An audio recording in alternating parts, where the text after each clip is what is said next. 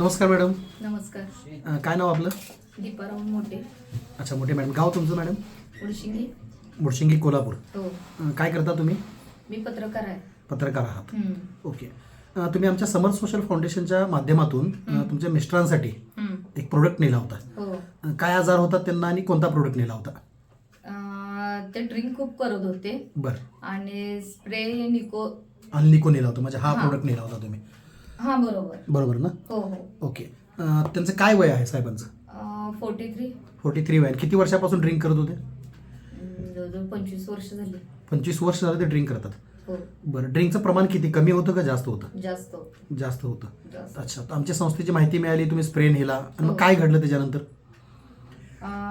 काय नाही, स्प्रे घेतल्यानंतर त्यांना बाकीचे सुद्धा व्यसन होते. तंबाखू खाणे, पुडी म्हणजे ते गुटखा खाणे. हां. हो.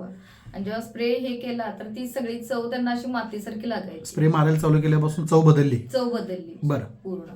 त्यानंतर ते ड्रिंक जे करत होते ते हां. सुद्धा त्याची सुद्धा चव बदलली त्यांची. ड्रिंकची चव पण लागेल आणि नशा पण व्हायची बंद झाली? होय. ओके. आणि आता तर पूर्ण म्हणजे टोटली बंद केली त्यांनी. ओके. म्हणजे आपल्या स्प्रेचा कोर्स साधारण किती महिन्याचा केला तुम्ही?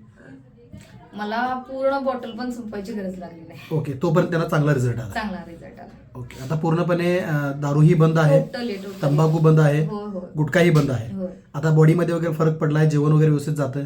भरपूर जेवतात आता.